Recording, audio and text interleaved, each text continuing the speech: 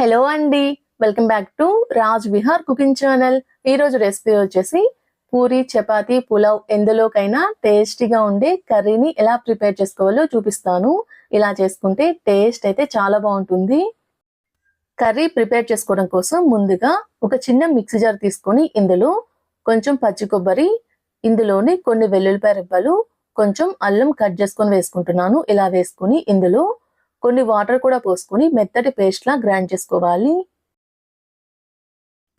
ఇలా మెత్తటి పేస్ట్ లా గ్రైండ్ చేసుకోవాలి. ఇలా రెడీ చేసుకున్న మసాలాని పక్కన ఉంచుకోండి. ఇప్పుడు స్టవ్ మీద ఒక ప్యాన్ పెట్టుకొని ఇందులో 3 టేబుల్ స్పూన్ ఆయిల్ ని హీట్ చేసుకోవాలి. ఆయిల్ హీట్ అయిన తర్వాత 1 టేబుల్ స్పూన్ జీలకర్ర, ఒక బిర్యానీ ఆకుని తుంచి వేసుకుంటున్నాను. ఇందులోని కొన్ని కరివేపాకు రెబ్బలు, 2 పచ్చిమిర్చిని కట్ చేసుకొని వేసుకుంటున్నాను. ఇలా వేసుకొని వీటి మొత్తాన్ని కలుపుతూ 1 నిమిషం పాటు ఫ్రై చేసుకోవాలి. కరివేపాకు, పచ్చిమిర్చి ఫ్రై అయిన తర్వాత ఇప్పుడు ఇందులో సన్నగా తరిగిన ఉల్లిపాయ ముక్కలు, అలానే సన్నగా తరిగిన టమాటా ముక్కలు అయితే వేసుకుంటున్నాను. ఇలా వేసుకుని ఉల్లిపాయ ముక్కలు, టమాటా ముక్కలు బాగా మెత్తగా మగ్గేంత వరకు మీడియం ఫ్లేమ్ మీద కలుపుతూ ఫ్రై చేసుకోవాలి. ఇలా కలుపుతూ మీడియం ఫ్లేమ్ మీద టమాటా ముక్కలు, ఉల్లిపాయ ముక్కలు బాగా మెత్తగా మగ్గేంత వరకు ఫ్రై చేసుకున్న తర్వాత ఇందులో మీ తినే కారాన్ని బట్టి కారం అయితే వేసుకోండి. ఇక్కడైతే నేను 1.5 టేబుల్ స్పూన్ వరకు కారం అయితే వేసుకున్నాను. ఇందులోని ఒక 1/2 టేబుల్ స్పూన్ పసుపు, 1 టేబుల్ స్పూన్ ధనియాల పౌడర్ అయితే వేసుకుంటున్నాను. అలానే ఒక 1/2 టేబుల్ స్పూన్ గరం మసాలా కూడా వేసుకుని వీటి మొత్తాన్ని కలిసే విధంగా కలుపుకోవాలి.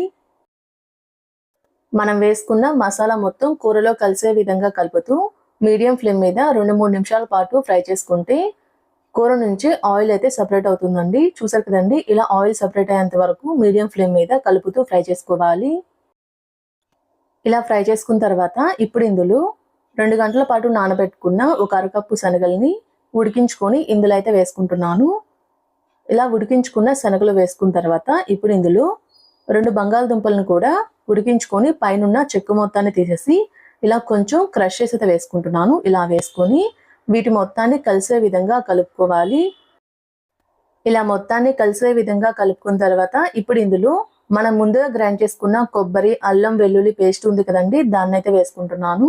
ఇలా వేసుకొని కూర మొత్తాన్ని కలిసే విధంగా కలుపుకోవాలి. ఇలా మొత్తాన్ని కలిసే విధంగా కలుపుతూ మీడియం ఫ్లేమ్ మీద 2-3 నిమిషాల పాటు ఫ్రై చేసుకుంటే మనం వేసుకున్న అల్లం వెల్లుల్లి పేస్ట్లో ఉన్న పచ్చివాసన అయితే పోతుందండి. ఇలా పచ్చివాసన పోయిన తర్వాత ఇప్పుడు ఇందులో 1 గ్లాస్ నీళ్లు కూడా పోసుకుంటున్నాను. ఇలా పోసుకొని కూర మొత్తాన్ని కలిసే విధంగా కలుపుకోవాలి. ఇలా కలుపుకొని ఇప్పుడు ఇందులో మీ టేస్ట్ సరిపడినంత సాల్ట్ కూడా వేసుకోండి. ఇలా సాల్ట్ కూడా వేసుకున్న తర్వాత మరోసారి మొత్తాన్ని కలిసే విధంగా కలుపుకోవాలి. ఇలా మొత్తాన్ని కలిసే విధంగా కలుపుకున్న తర్వాత ఇప్పుడు దీనిపైన మూత పెట్టి మీడియం ఫ్లేమ్ మీద మధ్య మధ్యలో కలుపుతూ కూర నుంచి ఆయిల్ సెపరేట్ అయ్యేంత వరకు ఉడికించుకోవాలి. ఇలా కూర కొంచెం చిక్కబడి కూర నుంచి ఆయిల్ సెపరేట్ అయ్యేంత వరకు మీడియం ఫ్లేమ్ మీద ఉడికించుకోవాలి. ఇలా ఉడికించుకున్న తర్వాత ఇప్పుడు ఇందులో సన్నగా తరిగిన కొంచెం కొత్తిమీర అయితే వేసుకుంటున్నాను. ఇలా వేసుకుని మనం వేసుకున్న కొత్తిమీర కూర మొత్తంలో కలిసే విధంగా కలుపుకోవాలి. ఇలా కలుపుకొని 1 నిమిషం పాటు ఉడికించుకున్న తర్వాత స్టవ్ ఆఫ్ చేసి ఒక సర్వింగ్ బౌల్లోకి సర్వ్ చేసుకుంటే ఎంతో టేస్టీగా ఉండి కర్రీ అయితే రెడీ అయిపోతుందండి. ఇలా రెడీ చేసుకున్న కర్రీ అయితే పూరి, చపాతీ, పులావ్ ఎందులోకైనా టేస్ట్ అయితే చాలా బాగుంటుంది. మీరు కూడా ట్రై చేసి మీకు ఎలా అనిపించిందో కామెంట్ చేయండి.